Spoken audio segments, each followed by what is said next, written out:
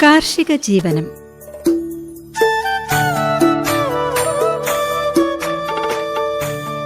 കൃഷി അറിവുകളും അനുഭവങ്ങളും.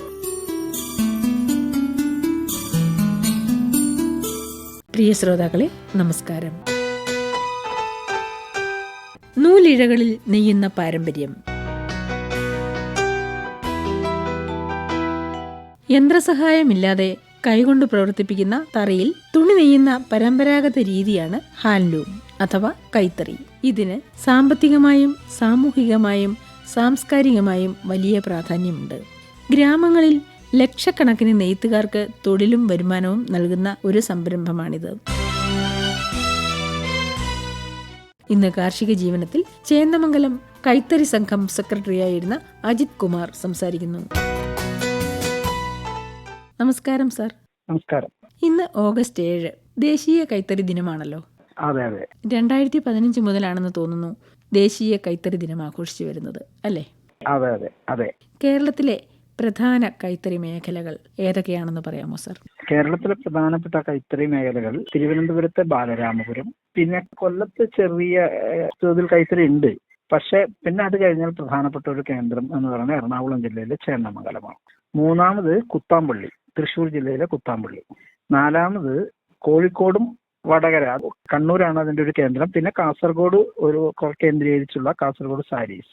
അത്രയും ആണ്. പാലക്കാടും ഉണ്ട്, പാലക്കാടും കുറച്ചുണ്ട്. ഇങ്ങനെയാണ് കേരളത്തിലെ കൈത്തറി ഉള്ളത് പ്രധാനമായും. കേരളത്തില് ഈ സഹകരണ അടിസ്ഥാനത്തിൽ സമ്പൂർണമായും സഹകരണ അടിസ്ഥാനത്തിൽ പ്രവർത്തിക്കുന്ന ഒരു കൈത്തറി മേഖലയാണ് ചേന്നമംഗലം. കാരണം ഇവിടെ സ്വകാര്യ സംരംഭകരോ പ്രൈവറ്റ് അടിസ്ഥാനത്തിൽ പ്രവർത്തിക്കുന്നവരോ ഇല്ല. ഇവിടെ 1940കളോടെ, അതുകൊണ്ട് 50കളോടെ തന്നെ മുഴുവൻ തൊഴിലാളികളെയും സഹകരണ അടിസ്ഥാനത്തിൽ പുനഃസംഘടിപ്പിച്ചു.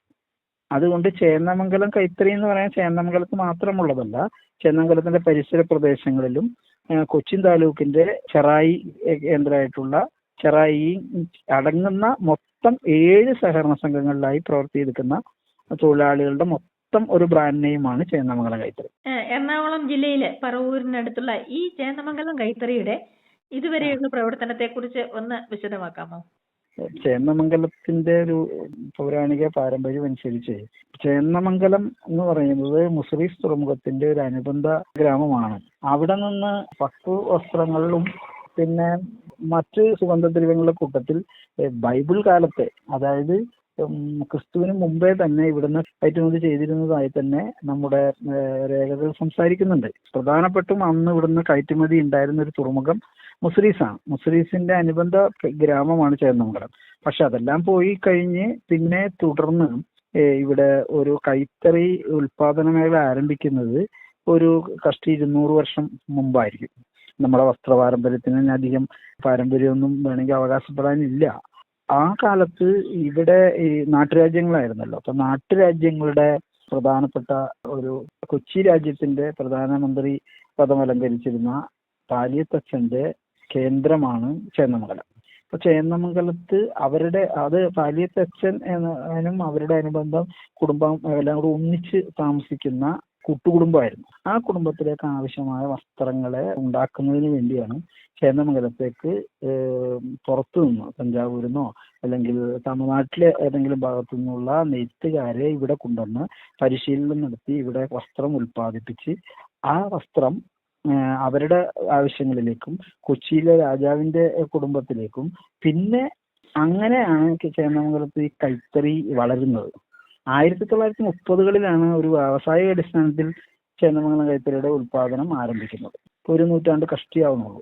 1930കളിൽ ഇവിടെ ഉണ്ടായിരുന്ന കമ്പനികൾ അന്ന് പ്രൈവറ്റ് സ്വകാര്യ മേഖലയിൽ ഇവിടെ ഉണ്ടായിരുന്നു.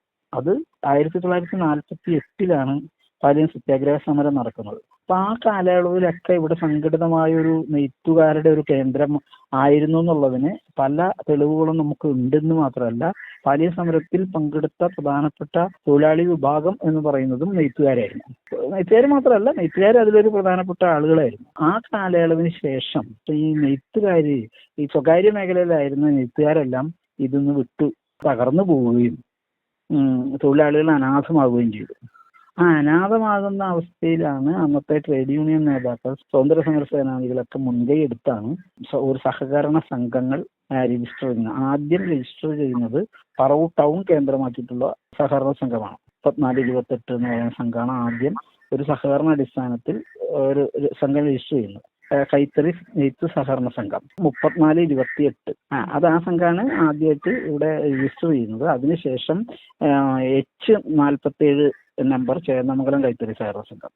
അതേ തുടർന്ന് പിന്നെ 1955 രജിസ്റ്റർ ചെയ്യുന്നത്. 58 കരിമ്പാടം കൈത്തറി നെയ്ത്ത് സഹകരണ സംഘം, ഞാൻ അവിടെയാണ് ജോലി ചെയ്തിരുന്നത്, ആ സംഘം വന്നു. അതിനുശേഷം പറവൂർ ടൗൺ കൈത്തറി സഹകരണ സംഘം എന്ന് പറഞ്ഞ് 34ന്റെ നേരെ ഓപ്പോസിറ്റ് ആയിട്ട് ഒരു സഹകരണ സംഘം വന്നു. അപ്പോൾ ചേന്നമംഗലം പഞ്ചായത്തിൽ 2, പറവൂർ ടൗൺ കേന്ദ്രീകരിച്ച് 2, കുരിയാപ്പള്ളി അതായത് വടക്കേക്കര പഞ്ചായത്തിൽ ഒരു സംഘം, ഒരു സഹകരണ സംഘം, അതുകൂടാതെ ചെറായി കേന്ദ്രീകരിച്ച് 2 സഹകരണ സംഘങ്ങൾ. അങ്ങനെ ആ 7 സഹകരണ സംഘങ്ങളിലായി സഹകരണ അടിസ്ഥാനത്തിൽ വന്നു. അതിന്റെ ഒരു ഗുണം എന്ന് പറയുന്നത് ഒരു കാലത്തെ തൊഴിലാളികളുടെ ജീവിതം പിടിച്ചു നിർത്തുന്നതിൽ മെച്ചപ്പെട്ട വേതനം, മെച്ചപ്പെട്ട ജോലി സ്ഥിരത, തൊഴില്, കൂലി, അങ്ങനെ കാര്യങ്ങളിലെല്ലാം ഒരു മെച്ചപ്പെട്ട അവസ്ഥ ഉണ്ടാക്കി കൊടുക്കുന്നതിൽ ഈ സഹകരണ മേഖലയിൽ പ്രവർത്തിച്ച സഹകരണ സംഘങ്ങളുടെ പ്രവർത്തനം കൊണ്ട് കഴിയുകയും ചേന്നമംഗലം കൈത്തറി ഒരു ബ്രാൻഡായി രൂപപ്പെടുകയും ചെയ്തു. ആ കാലയളവിന് ശേഷം ബാലരാമപുരത്തായാലും കുത്താമ്പുള്ളിലായാലും സ്വകാര്യ സംരംഭങ്ങൾ വളരെ സജീവമായി. ചേന്നമംഗലത്തോ അതിന്റെ പരിസരത്തോ ഒരു സ്വകാര്യ സംരംഭകരും കൈത്തറി മേഖലയുമായി ബന്ധപ്പെട്ട് വന്നിട്ടേയില്ല. ഇപ്പോഴും സഹകരണ അടിസ്ഥാനത്തിൽ പണ്ട് പറവൂരും താലൂക്ക് പരിസരത്തുമായിട്ട് 5000-ലധികം തൊഴിലാളികൾ ഈ മേഖലയുമായി ബന്ധപ്പെട്ട് പ്രവർത്തിച്ചിരുന്നു. ഇപ്പോൾ നമ്മുടെ തൊഴിൽ മേഖലയിലും ഒക്കെ വന്ന മാറ്റം, ഇതിലെ കൂലികൾ, കൈത്തറി ഇതിലെ കൂലിക്കുറവും എല്ലാം പരിഗണിച്ച് വളരെ വളരെ ആളുകളുടെ എണ്ണം കുറഞ്ഞു വരുന്നു. ഇപ്പൊ ഒരു ആകെ പെറുക്കിയെടുത്താൽ ഒരു 300-ൽ താഴെ അല്ലെങ്കിൽ 300-നടുത്ത് തൊഴിലാളികളെ ഈ മേഖലയുമായി ബന്ധപ്പെട്ട് എല്ലാ സംഘങ്ങളിലും കൂടി എല്ലായിടത്തും കൂടി പ്രവർത്തിക്കുന്നുള്ളൂ എന്ന് നമുക്ക് കാണാൻ കഴിയും. ഇപ്പോഴും ഒരു പ്രത്യേകത എന്ന് പറഞ്ഞാൽ ചേന്നമംഗലം കൈത്തറിക്ക് ആവശ്യക്കാരേറെയാണ് വാങ്ങാൻ. കാരണം ഇത് പരമ്പരാഗത രീതിയിൽ ഉണ്ടാക്കുന്നതാണ്. വളരെ നേരിയ ഇനമാണ് ചേന്നമംഗലത്തിന്റെ ഉൽപാദന ഐറ്റം. സെറ്റ് മുണ്ടുകൾ, സാരികൾ, പിന്നെ ഡബിൾ മുണ്ടുകൾ, അതല്ല അത് 3 ഐറ്റം ചേന്നമംഗലത്തിന്റെ പ്രത്യേക ഉൽപ്പന്നങ്ങളാണ്. അതിൽ തന്നെ വളരെ വ്യത്യസ്തമായിട്ട് കൈത്തറി വസ്ത്രങ്ങളിലെ കരകളൊക്കെ അന്ന് ഉണ്ടാക്കിയിരുന്നു. അതിൽ ചുട്ടി, വരിച്ചുട്ടി, കട്ടച്ചുട്ടി, കണ്ണ്, മാൻ, മയില്, എന്തിന് പ്രകൃതിയുടെ ഭാവങ്ങൾ പോലും വരച്ച് വെച്ചതുപോലുള്ള സെറ്റുമുണ്ടുകളും, ഈർക്കിലി, കശവ്, വേഷ്ടി, അങ്ങനെ പലതരത്തിലുള്ള കരകളിലും അതിലൊക്കെ വസ്ത്രങ്ങൾ ഉണ്ടാക്കിയിരുന്നു. അത് വളരെ വിദഗ്ധമായ തൊഴിലാളികളും അന്നുണ്ടായിരുന്നു. ഇപ്പൊ എന്താണ് സംഭവിക്കുന്നത് വെച്ചാൽ പുതിയ തലമുറ കടന്നു വരാതാവുന്നു, പുതിയ തലമുറ ഇല്ലാതാവുന്നു, ഈ മേഖലയിലേക്ക് വരുന്നില്ല. അപ്പോൾ വരുന്നില്ല എന്നുള്ളത് കൊണ്ട് നമ്മുടെ ട്രഡീഷണൽ ആയിട്ടുള്ള നമ്മൾ കാലങ്ങളായി സംരക്ഷിച്ചു വരുന്ന നല്ല ഡിമാൻഡുള്ള ഇത് ഉൽപ്പാദിപ്പിക്കുന്നതിന് ആളുകളില്ലാത്ത ഒരവസ്ഥയാണ് ഇപ്പോൾ ഉള്ളത്. അതാണ് നമ്മുടെ ഒരു പ്രതിസന്ധി ആണെങ്കിൽ. ഓരോ കുടുംബങ്ങളിൽ നിന്ന് നെയ്തിട്ട് ഈ ഒരു സ്ഥാപനത്തിലേക്ക് കൊണ്ടുവരികയായിരുന്നോ പണ്ട് കാലത്ത്? ഇപ്പോഴും അങ്ങനെ തന്നെയാണ്. അതായത് അവർ വീടുകളിൽ തറയുണ്ടാവും, ആ തറയിൽ അവർ നെയ്യുന്നു, നൂല് സൊസൈറ്റി കൊടുക്കുന്നു, കൂലി സൊസൈറ്റി കൊടുക്കുന്നു, അവരുണ്ടാക്കിയ ഉൽപ്പന്നം സൊസൈറ്റി എടുക്കുന്നു. വിൽപ്പന എന്ന് പറയുന്ന സാധനം തൊഴിലാളി ഒരിക്കലും കഷ്ടപ്പെട്ട് ചെയ്യേണ്ട ഒരവസ്ഥയില്ല. അപ്പൊ ഈ മേഖലയിൽ തൊഴിൽ ചെയ്യുന്നവർക്ക് ഉൽപ്പന്നം ഉണ്ടാക്കി കഴിഞ്ഞു കഴിഞ്ഞാൽ സൊസൈറ്റി വഴി വിൽപ്പന സാധ്യമാകും. അതവർക്കൊരു ആശ്വാസമാണ്. പക്ഷെ ഇത് വിറ്റഴിക്കുന്നത് മാത്രമല്ല, നമുക്ക് ആവശ്യമായ സാധനങ്ങൾ ഉണ്ടാക്കി കിട്ടുന്ന ഒരു സാഹചര്യത്തില്ല. വീടുകളിൽ നിന്നെല്ലാം ഈ കുടുംബം ഈ മേഖല കൈയൊഴിഞ്ഞിരിക്കുന്നു.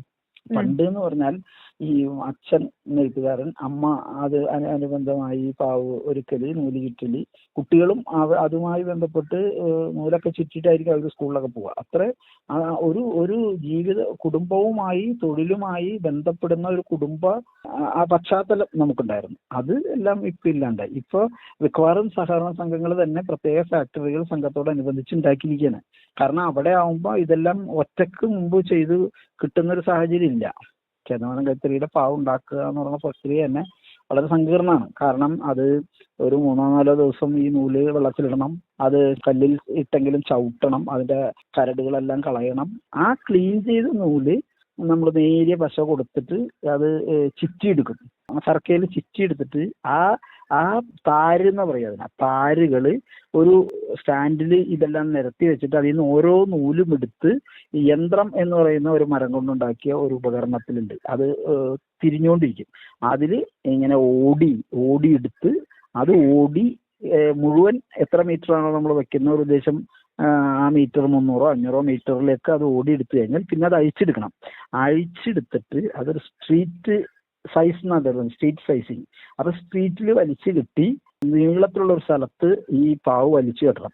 അതിൽ പശ കൊടുക്കണം. പശ എന്ന് പറഞ്ഞാൽ ചിലപ്പോൾ അരി മാവ് അരച്ച പശ കൊടുക്കാം, പച്ച അരി അരച്ച കുറുക്കിയെടുക്കുന്ന പശ കൊടുക്കാം, അല്ലെങ്കിൽ മൈദ അരച്ച് കുറുക്കിയെടുക്കുന്ന പശ കൊടുക്കാം. ആ പശ കൊടുത്ത് അത് നല്ല വെയിലിലല്ലാതെ തണലിൽ ഉണക്കി ബ്രഷ് കൊണ്ട് വാരണം. ബ്രഷ് കൊണ്ട് 3-4 പേര് നിന്ന് ഇത് വാരി ഉണക്കി തണലിൽ ഉണക്കി എടുത്ത് ഇത് തറയിൽ കൊണ്ടുവന്ന് ഫിറ്റ് ചെയ്തിട്ടാണ് നെയ്ത്ത് ആരംഭിക്കേണ്ടത്. അപ്പൊ ഇതിന് വേണ്ട ഒരു പാവ് തീർന്ന് അടുത്ത പാവ് വരാനുള്ള സമയം ഉണ്ടല്ലോ, 15 ദിവസവും 20 ദിവസവും ഒക്കെ വരുന്ന ആ സമയം, കൂടിയെന്ന് 1 മാസമൊക്കെ എടുക്കും. ആ സമയത്ത് ഇവർക്ക് വേതനം കിട്ടില്ല. വേറെ വേതനം കിട്ടാൻ വഴിയില്ലാത്തതുകൊണ്ട് സ്വാഭാവികമായിട്ടും ഈ പുരുഷ തൊഴിലാളികൾ, ആണുങ്ങളെല്ലാം നല്ല വിദഗ്ധരായ നെയ്ത്തുകാരെല്ലാം ഈ മേഖല വിട്ടുപോയി. പിന്നെ സ്ത്രീകളിലേക്ക് ചുരുങ്ങി. ഇപ്പോൾ ഉള്ളൊരു പ്രത്യേകത എന്ന് പറഞ്ഞാൽ നെയ്ത്തുകാരിൽ 99% സ്ത്രീകളാണ്. സ്ത്രീകൾ മാത്രം ജോലി എടുക്കുന്ന ഒരു മേഖലയായി കൈത്തറി വ്യവസായം മാറിയിരിക്കുന്നു. പുരുഷന്മാരെ കാര്യമായി ഈ പറവൂർ മേഖലയിൽ വളരെ ഇല്ല. വിരലിലെണ്ണാവുന്ന ആളുകൾ മാത്രമേ നെയ്ത്തുകാരുള്ളൂ, ആണുങ്ങളുള്ളൂ. ബാക്കിയെല്ലാം സ്ത്രീകളുടെ ഒരു തൊഴിൽ മേഖലയായി ചുരുങ്ങിയിരിക്കുന്നു. പിന്നെ സംഭവിച്ച ഒരു ദൗർബല്യം എന്ന് പറഞ്ഞാൽ തൊഴിലുറപ്പ് വന്നു. തൊഴിലുറപ്പ് മേഖല വന്നു. അതേപോലെ തന്നെ ഇത്തരം മേഖലകളിലേക്ക് സ്ത്രീകൾ അടക്കം മാറിയത് കൊണ്ട് ഇത്ര ബുദ്ധിമുട്ടി ഈ ജോലി ചെയ്യാൻ. ഇതിനെന്തൊക്കെ പ്രവർത്തിക്കണം? കണ്ണ് പ്രവർത്തിക്കണം, കൈ പ്രവർത്തിക്കണം, കാല് പ്രവർത്തിക്കണം. ഇത്രയും കാര്യങ്ങളൊപ്പം പ്രവർത്തിച്ചാലാണ് ഒരു നല്ല പ്രോഡക്റ്റ് കിട്ടുള്ളൂ. ഈ പ്രോഡക്റ്റ് ഇത്ര അധ്വാനവും ശ്രദ്ധയും വളരെ ഭംഗിയായി നിർവഹിക്കാൻ കഴിയുന്ന ഒരു തൊഴിലാളിക്ക് മാത്രമേ അതിൽ വിജയം പറ്റുള്ളൂ. എന്നാലും ഇവർക്കൊരു പ്രതീക്ഷയ്ക്ക് വകയുള്ള കൂലി വരുമാനം ഈ മേഖലയിൽ നിന്ന് ലഭിക്കുന്നില്ല എന്നുള്ള ആക്ഷേപം കാലങ്ങളായിട്ടുള്ളതാണ്. ഇപ്പൊ നമുക്ക് സാധാരണ തൊഴിലിന് പോയാൽ ഒരു 800 രൂപ മിനിമം, 1000 രൂപയിൽ കൂടുതൽ ഇപ്പൊ കൂലി കിട്ടുന്ന ഒരു വലിയ തൊഴിൽ കൾച്ചറാണ് എറണാകുളം ജില്ല പോലുള്ള ഒരു മെട്രോ നഗരവുമായി ലിങ്ക് ചെയ്യുന്ന ഒരു പ്രദേശത്ത് ഈ ആളുകൾക്ക് അങ്ങനെ കൂലി കിട്ടുന്ന ഒരു കാലമാണ്. അപ്പൊ ആ സമയത്ത് ഈ ജോലി ചെയ്താൽ കഷ്ടി കിട്ടാൻ പോകുന്ന 500 രൂപ 600 രൂപ. അപ്പൊ സ്വാഭാവികമായിട്ടും ആളുകൾ തൊഴിൽ മേഖല മാറിപ്പോയി. അങ്ങനെ മാറിപ്പോകുന്നതും ഈ വ്യവസായത്തെ കാര്യമായി ബാധിച്ചിട്ടുണ്ട്. ഒത്തിരി പദ്ധതികൾ ഇപ്പൊ ദേശീയ തലത്തിൽ തന്നെ കൈത്തറിക്ക് ഒരുപാട് പദ്ധതികൾ ഒരു കാലത്തുണ്ടായിരുന്നു.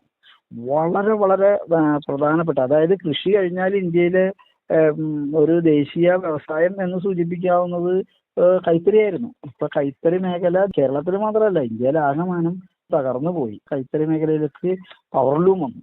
പവർലൂം ഉൽപ്പന്നങ്ങളും കൈത്തറി മേഖലയും തമ്മിലുള്ള മത്സരം. അപ്പൊ കൈത്തറിക്ക് പ്രത്യേക ചില റിസർവേഷനുകൾ പഴയ കാലത്ത് കേന്ദ്ര ഗവൺമെന്റ് ഉണ്ടായിരുന്നു. ആ രീതിയിലുള്ള സാധനങ്ങൾ എന്തായാലും പവർലൂമുകാർ ഉൽപ്പാദിപ്പിക്കാൻ പാടില്ലാന്നത്. നമ്മുടെ രാജ്യത്ത് ഈ സാമ്പത്തിക നയങ്ങളിൽ വരുന്ന മാറ്റത്തിന്റെ അടിസ്ഥാനത്തിൽ ആ നിയന്ത്രണമെല്ലാം പോയപ്പോൾ ഇതേ ഉൽപ്പന്നങ്ങൾ മാർക്കറ്റിലേക്ക് വളരെ വ്യാപകമായി വരികയാണ്. അവരുമായിട്ടാണ് ഈ കൈത്തറിയിൽ പണിയെടുക്കുന്ന തൊഴിലാളികളും ആ വ്യവസായത്തിൽ പണിയെടുക്കുന്ന ആളുകളും മത്സരിക്കേണ്ടി വരുന്നത്.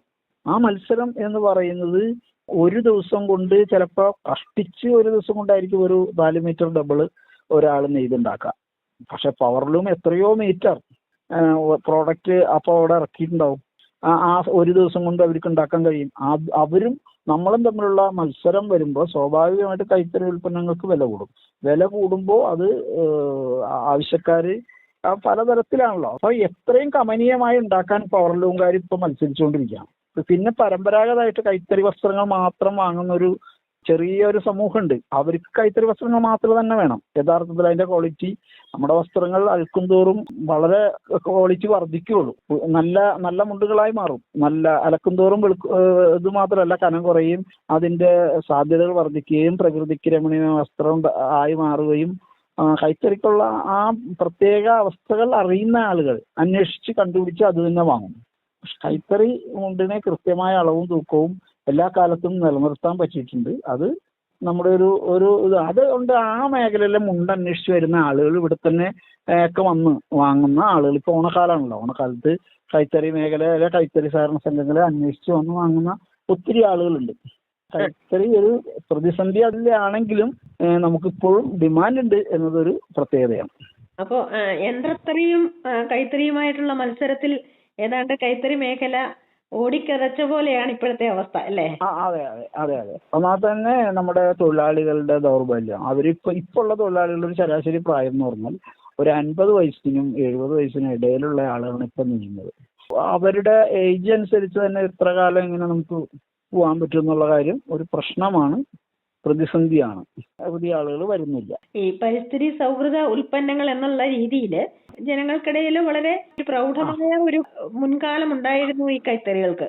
പിന്നെ തീർച്ചയായിട്ടും ഉണ്ടായിരുന്നല്ലോ, തീർച്ചയായിട്ടും ഉണ്ട്. ചേന്നമംഗലം മുണ്ട് എന്ന് പറഞ്ഞാൽ പഴയ സിനിമാ പാട്ടുകളൊക്കെ ശ്രദ്ധിച്ചാൽ നമുക്ക് ടി.എ. ഭാസ്കർ മാസ്റ്ററുടെ വളരെ പ്രശസ്ത പുള്ളിയിലെ കരമുണ്ടിന്റെ സവിശേഷത വ്യക്തമാക്കിയിട്ടുള്ള മാഷി കൊടുങ്ങല്ലൂരുകാരനാണല്ലോ ടി. ഭാസ്കരൻ.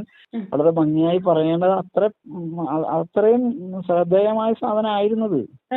ഒരു പുളിയിലക്കരം പ്രൗഢിയുടെ ലക്ഷണമായിട്ട് തന്നെയാണ് ജനങ്ങൾ കരുതിയിരുന്നത്.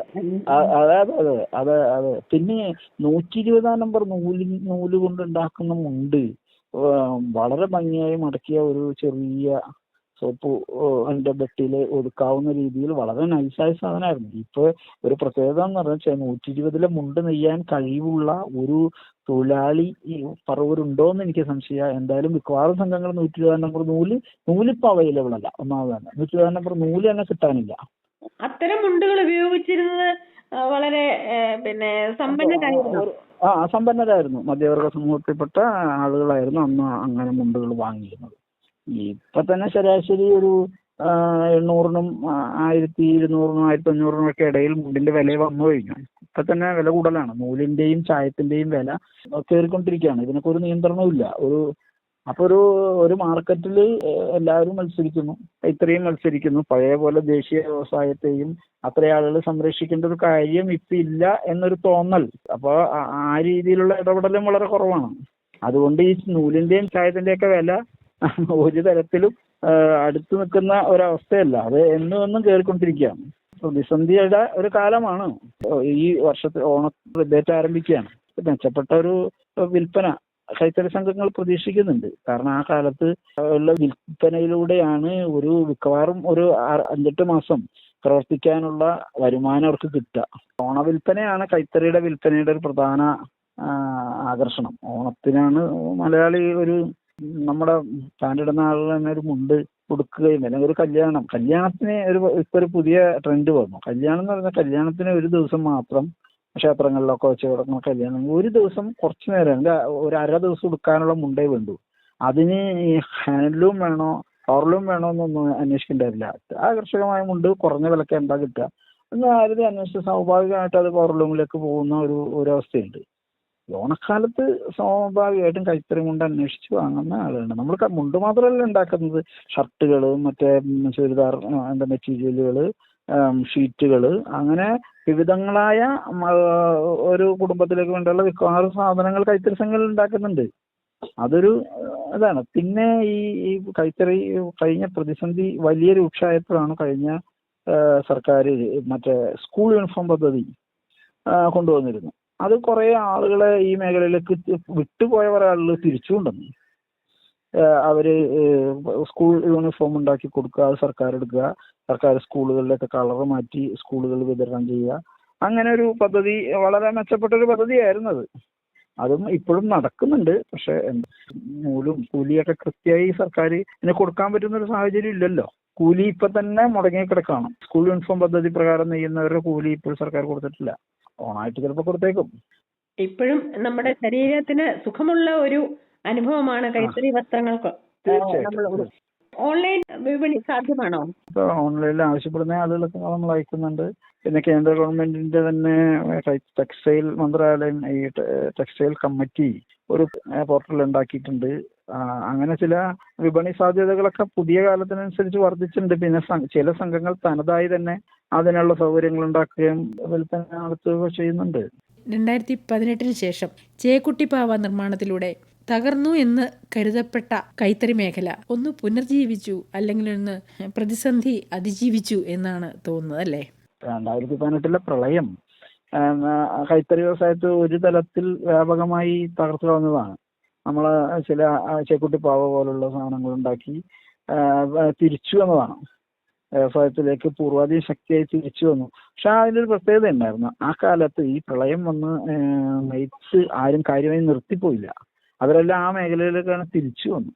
അത് അവരെ സംരക്ഷിക്കുന്നതിനുള്ള നമ്മുടെ സന്നദ്ധ പ്രവർത്തകരുടെ സഹായം ഒക്കെ വളരെ സജീവമായിരുന്നു. ചേക്കുട്ടിപ്പാവ കൊണ്ട് തന്നെ ഇപ്പൊ ഞാൻ ജോലി ചെയ്യുന്ന സംഘത്തിൽ ചേക്കുട്ടിപ്പാവ വഴി നമുക്ക് ആകെ 25 ലക്ഷം രൂപയുടെ നഷ്ടമാണ് അന്ന് തുണികളൊക്കെ കൂടി മോശമായി ഉണ്ടായത്. അത് ഞങ്ങൾ 30 ലക്ഷം 32 ലക്ഷം രൂപ ഈ ചേക്കുട്ടിപ്പാവ കൊണ്ട് തിരിച്ചു പിടിച്ച് അന്ന് നമ്മൾ ഒരാളെയും ഈ മേഖല വിട്ടുപോകാതെ സംരക്ഷിച്ച് നിർത്തി. അതൊരു പ്രത്യേകതയായിരുന്നു. അവിടെ ജനങ്ങളുടെ ഒരു സഹകരണം കിട്ടി എന്നതും ആശ്വാസകരം അല്ലേ? സന്നദ്ധ പ്രവർത്തകരും സന്നദ്ധ സംഘടനകളും ഒക്കെ വ്യാപകമായി കൈത്തറിക്ക് ഒരു പ്രചാരം കിട്ടിയ സമയമാണ് ഈ പ്രളയം. പ്രളയത്തിൽ വലിയ നഷ്ടവും സങ്കടവും ഒക്കെ ഉണ്ടായെങ്കിലും അതിനുശേഷം കൈത്തറിക്ക് ലോകം മുഴുവൻ ഒരു ഉണർവ് ഉണ്ടാക്കുന്ന ആ രീതിയിൽ അന്നത്തെ ഈ പ്രളയം സഹായിച്ചു വേണമെങ്കിൽ. ഇന്ന് ദേശീയ കൈത്തറി ദിനമാണല്ലോ. എന്തെങ്കിലും ആഘോഷ പരിപാടികൾ സംഘടിപ്പിച്ചിട്ടുണ്ടോ? കൈത്തറി ഡിപ്പാർട്ട്മെന്റിന്റെ കൈത്തറി വകുപ്പിന്റെ തന്നെ ആഭിമുഖ്യത്തിൽ ചേന്ദമംഗലം പഞ്ചായത്തിൽ എന്റെ കമ്മ്യൂണിറ്റി ഹാളിൽ ഇന്ന് അവിടെ സമ്മേളനം സംഘടിപ്പിച്ചിട്ടുണ്ട്. ഇത്രയും നേരം കൈത്തറി മേഖലയുടെ തളർച്ചയും വളർച്ചയും മനസ്സിലാക്കി തരികയും ഈ മേഖലയുടെ പ്രാധാന്യത്തെക്കുറിച്ച് വിശദമായി പറഞ്ഞു തരികയും ചെയ്ത അജിത് സാറിന് ആകാശവാണി കൊച്ചി FM-ന്റെ എല്ലാവിധ ആശംസകളും.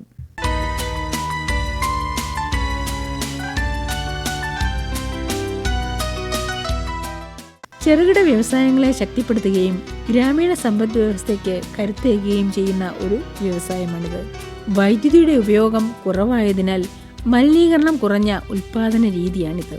നിരവധി സ്ത്രീകൾ കൈത്തറി മേഖലയിലൂടെ സ്വയം തൊഴിലും സാമ്പത്തിക സ്വാതന്ത്ര്യവും നേടുന്നുണ്ട്. ഓരോ പ്രദേശത്തിനും പ്രത്യേക നെയ്ത്ത് ശൈലിയും രൂപകൽപ്പനയും സംരക്ഷിക്കപ്പെടുന്നു. കൈത്തറി മേഖലയെക്കുറിച്ച് വിശദമായി ഇതുവരെ സംസാരിച്ചത് ചേന്ദമംഗലം കൈത്തറി സംഘം സെക്രട്ടറി അജിത് കുമാർ.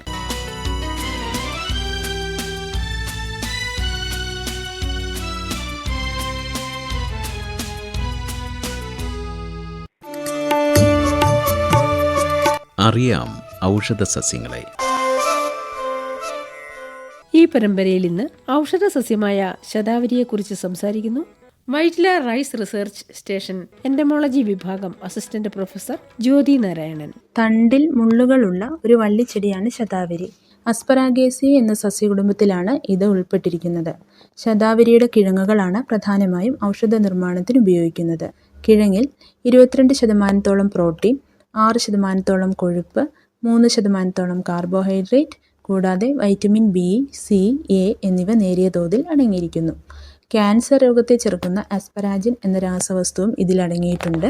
സാരസ്വതാരിഷ്ടം, ധന്വന്തരം കുഴമ്പ്, അണുതൈലം, കരപ്പൻ തൈലം, മഹാനാരായണ തൈലം, മുറിവെണ്ണ, സുകുമാരഘൃതം, ശതാവരി ഗുളം, അജമാംസ രസായനം തുടങ്ങി നിരവധി മരുന്നുകളിലെ ചേരുവയാണ് ഇത്. ഉഷ്ണമേഖലാ പ്രദേശങ്ങളിലാണ് ശതാവരി നന്നായി വളർന്നു കാണുന്നത്. നല്ല വളക്കൂറും ഈർപ്പവുമുള്ള മണൽ മണ്ണാണ് ശതാവരി കൃഷിക്ക് അനുയോജ്യം. ഒരു സ്ഥലത്ത് തുടർച്ചയായി കൃഷി ചെയ്താൽ ഉൽപ്പാദനം കുറഞ്ഞും കാണാറുണ്ട്. വിത്തും കിഴങ്ങും ഉപയോഗിച്ച് തൈകൾ ഉണ്ടാക്കാം. പഴുത്ത കായുടെ തോട് കളഞ്ഞ് വെള്ളത്തിൽ കഴുകി ഉണക്കിയെടുത്ത് വിത്തുകൾ സൂക്ഷിക്കാം. ഏകദേശം 70 ഡിഗ്രി സെൻറ്റിഗ്രേഡുള്ള ചെറു ചൂടുവെള്ളത്തിൽ ഒരു രാത്രി കുതിർത്തി വെച്ച് വിത്തുകൾ നടാനായിട്ട് ഉപയോഗിക്കാം. ഏപ്രിൽ മെയ് മാസങ്ങളിൽ വിത്തുകൾ ശേഖരിച്ച് നഴ്സറിയിൽ പാകുകയും ജൂൺ ജൂലൈ മാസങ്ങളിൽ തൈകൾ പറിച്ചു നടുകയും ചെയ്യാം. വിത്ത് പാകി 20-25 ദിവസത്തിനുള്ളിൽ മുളയ്ക്കും. 30 സെൻറ്റിമീറ്റർ വീതം വിസ്തൃതിയുള്ള കുഴിയിൽ ചാണകവും മേൽമണ്ണും നിറച്ച് തൈകൾ നടാം. 60 മുതൽ 100 സെൻറ്റിമീറ്റർ വരെയാണ് ചെടികൾ തമ്മിലുള്ള നടീലകലം.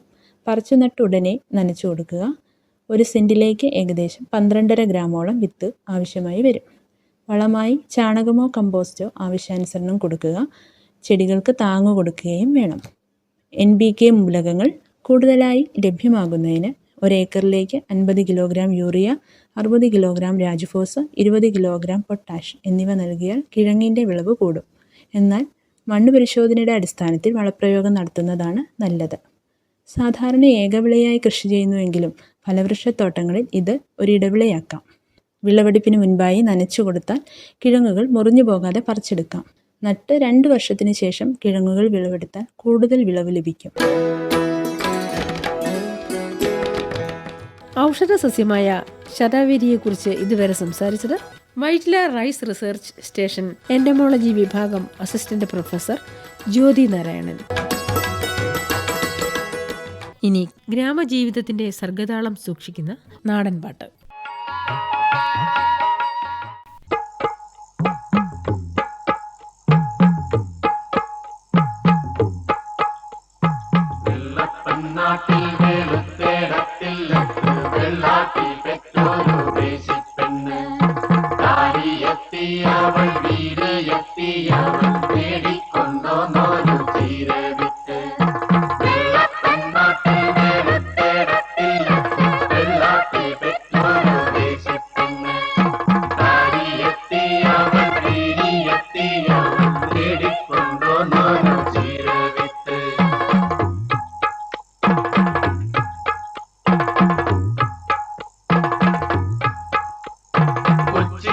തടം കെട്ടി കോയമ്പത്തൂർ വേരൂന്നി, കൊച്ചിയിൽ തടം കെട്ടി കോയമ്പത്തൂർ വേരൂന്നി, പട്ടാമ്പി ചെന്ന് തല നീട്ടി. കൊച്ചിയിൽ തടം കെട്ടി കോയമ്പത്തൂർ വേരൂന്നി, പട്ടാമ്പി ചെന്ന് തല നീട്ടി. ചെഞ്ചീരല്ല ചെറുചീരല്ല പൊങ്ങിടിച്ചീര കൊടുഞ്ചീര, ചെഞ്ചീരല്ല ചെറുചീരല്ല പൊങ്ങിടിച്ചീര കൊടുഞ്ചീര.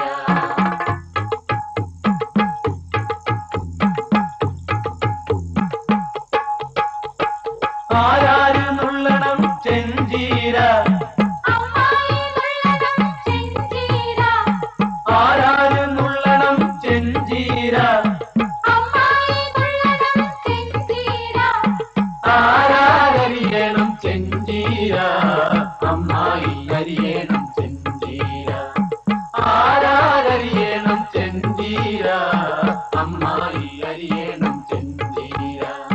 ചെഞ്ചീരല്ല ചെറുചീരല്ല പൊങ്ങിടിച്ചീര കൊടുഞ്ചീര, ചെഞ്ചീരല്ല ചെറുചീരല്ല പൊങ്ങിടിച്ചീര കൊടുഞ്ചീര.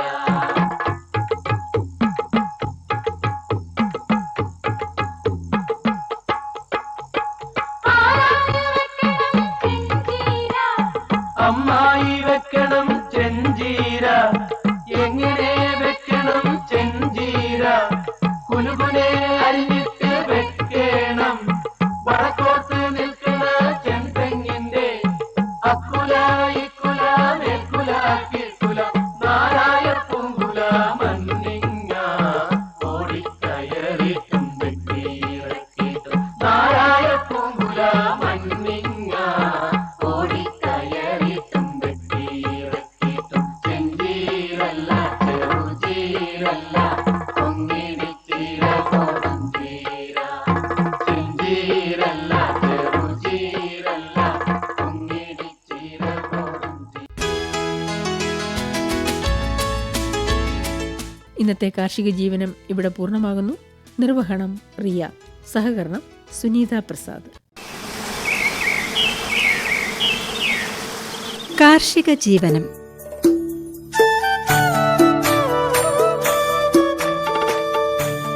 കൃഷി അറിവുകളും അനുഭവങ്ങളും